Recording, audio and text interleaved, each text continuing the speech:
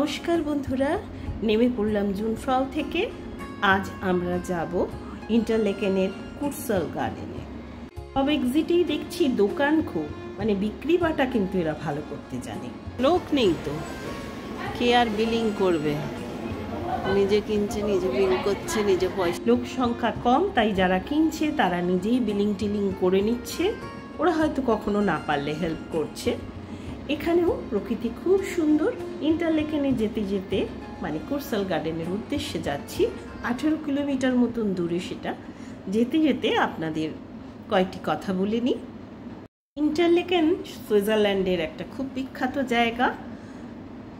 সারা পৃথিবীর লোকেরা এখানে আসে। বিভিন্ন রকম শীতকালীন খেলাধুলা, হাইকিং, বহু কিছু এখানে হয়।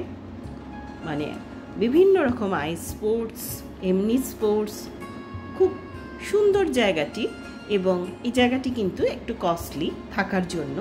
কিন্তু আপনারা যদি নিজেরা আসেন তাহলে কিন্তু এই ইন্টারলেকেনের আশেপাশে, মানে একটা দুটো স্টেশন আগে আপনারা থাকতেই পারেন। এখানে ট্রেন কানেক্টিভিটি খুব ভালো। ট্রেনের টিকিট আপনারা পাস করিয়ে নিতে পারেন। সেই পাস 7 দিনের হয়, 10 দিনের হয়, এরকম অনেক সস্তা পড়ে। রোজের ট্রেন টিকিট কিন্তু খুব কস্টলি, এবং সেই পাস থাকলে আপনারা জুনফ্রাউ যাওয়া, মাউন্ট ইটলিসে যাওয়া, অনেক জায়গায় কেবল কারের ভাড়া, এগুলো কিন্তু সব কিছুতেই প্রচুর ডিসকাউন্ট পাওয়া যায়। ইন্টারলেকেন কথাটার অর্থ হচ্ছে ইন্টার মানে মাঝখানে, লেকেন মানে লেক, লেক সমষ্টি আর কি, লেকস জার্মান ভাষায়। এটা হচ্ছে থুন আর ব্রিঞ্জ, এই দুটো লেকের মাঝখানে এই জায়গাটি বলে জায়গাটার নাম হচ্ছে ইন্টারলেকেন। দেখুন বাড়িগুলো অসম্ভব সুন্দর।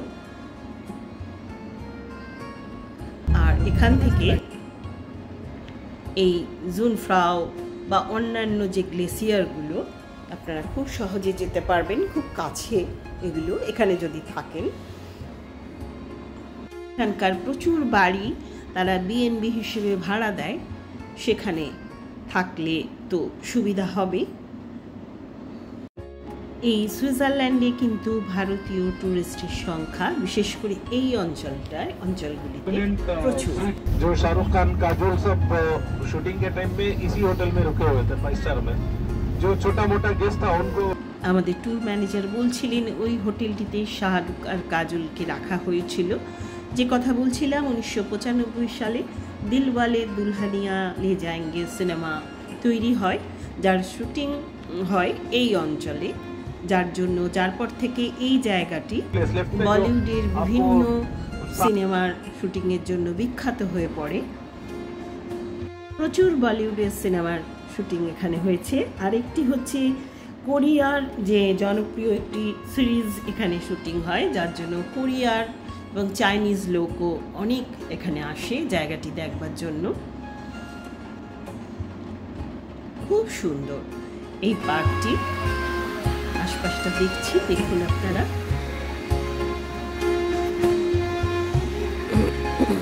গোলাপি সোয়েটার পরে যাচ্ছেন মিসেস মফতলাল, আমাদের মধ্যে সবচেয়ে বয়স্ক মহিলা, কিন্তু খুব স্মার্ট এবং খুব অ্যাক্টিভ।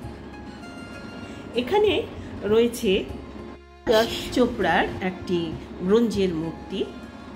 বাবানের ছবি তোলা হয়েছে, আমাদের ছবি তোলা হয়েছে। অ্যাকচুয়ালি এই যশ চোপড়া সিনেমার পর থেকেই এই জায়গাটি ভীষণভাবে সিনেমার শুটিংয়ের জন্য জনপ্রিয় হয়। এখন একটা ঘড়ি, কি সুন্দর, দারুণ ব্যাপারটা। যে কথা বলছিলাম, সেই জন্য যশ চোপড়াকে এরা সম্মান জানিয়ে একটি মূর্তি বানিয়ে দিয়েছে, মূর্তি বানিয়ে তাকে সম্মান জানিয়েছে। এখানে আমাদের যে গ্রুপের সবাই বিভিন্ন রকম ছবি তুলছে, ঘুরছে। খুব সুন্দর জায়গাটা। এখানে যদি থাকেন তাহলে কিন্তু আপনার এই সুইজারল্যান্ড থাকার যে মানে মজাটা, সেটা আরও বেশি হবে বলে আমার মনে হয়। অন্তত যদি প্রপার ইন্টারলেকেনে প্রচুর হোটেল আছে, 5 স্টার, 7 স্টার, এবং সাধারণত হোটেলগুলি একটু কস্টলি, কারণ সারা পৃথিবী থেকে লোকজন, ধনী লোকজন এই অঞ্চলটাতেই এসে থাকে। আপনারা সেটা বিয়ার করতে পারলে তো খুব ভালো। আমার মনে হয় ভালো অপশন আমাদের ইন্ডিয়ানদের জন্য, কারণ আমাদের কারেন্সি কনভার্টেড হয়।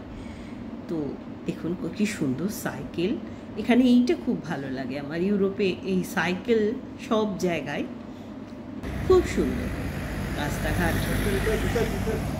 এমনি তো মোটামুটি ফাঁকা, পরিষ্কার পরিচ্ছন্ন, তবে অন্যান্য যে জায়গাগুলোর থেকে এখানে যেহেতু ট্যুরিস্ট বেশি তাই লোক সংখ্যা বেশি। দেখুন গাছের ফুলগুলো কি সুন্দর, ভারী সুন্দর করে এই পার্কটা এদের সাজানো, যেন মনে হয় সত্যি ছবির মতো।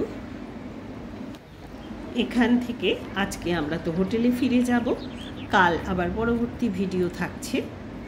বরং একদিন শুধু ইন্টারলেকেন ঘোরালে ভালো হতো। একটু লাইক বাটনে প্রেস করবেন, বন্ধু বান্ধবের সঙ্গে শেয়ার করবেন, আর কমেন্ট করার থাকলে অবশ্যই কিছু কমেন্ট করবেন। দেখুন এখানে দেখলাম আমাদের যেরকম ধর্মতলায় থাকে না এসপ্ল্যানেডে যে ঘোড়ার গাড়ি, এখানেও ঘোড়ার গাড়ি রয়েছে এবং অনেকেই এই ঘোড়ার গাড়ি চড়ছে। খুব ইচ্ছে করছিল জানেন তো, কিন্তু যেহেতু এখানটা থাকবো না এবং এখানটা আমাদের একটু সময় কমই হয়ে গেল, যেহেতু জুনফ্রাউতে আমরা পুরো দিনটা কাটিয়ে ফেলেছি, তো দেখি পরে যদি কখনো হয় তাহলে কিন্তু এই ইন্টারলেকেন থাকার জন্য বেস্ট জায়গা। ফিরে যাচ্ছি। এখানে গাড়ির অদ্ভুত নিয়ম আছে, খুব শ্রম আইন খুব কঠিন, মানে ড্রাইভার কিন্তু 12 ঘন্টার বেশি কাজ করবে না, যার জন্য আমাদের সঙ্গে বাস সবসময় থাকা সত্ত্বেও তাকে কিন্তু আমাদের ছেড়ে দিতে হবে। মানে সকাল 9টা থেকে যদি সে শুরু করে রাত্রি 9টায় অবশ্যই তাকে ছেড়ে দিতে হবে, নাহলে কিন্তু বিরাট ফাইন হয়ে যাবে। যাই হোক, দেখুন এত সুন্দর ইন্টারলেকেন ছেড়ে যাচ্ছি, এই যে সাইকেলের ওয়ে রয়েছে। আমরা চলে এলাম আমাদের ডিনারের টেবিলে। আজকে আমার শরীরটা ভালো লাগছে না, তাই আমি খুব সামান্য, বাবান আমাকে ভাত ডাল এনে দিয়েছে, খাচ্ছি। যাই হোক, বাবান একটা কোল্ড ড্রিঙ্কস আনতে গেল, সেই কোল্ড ড্রিঙ্কসের দাম দেখে তো আমি অবাক, জানেন তো, প্রায় 700 টাকা এইটুকু কোল্ড ড্রিঙ্কস। আসলে কনভার্ট করলে তো তাই হবে, আমরা তো আর ইউরোতে রোজগার করি না, তাই আমাদের কনভার্ট করেই ভাবতে হয় আর কি। যাই হোক, আজ আসি বন্ধুরা, গ্রুপের ছবি নিলাম, আজ তবে আসি বন্ধুরা, টাটা।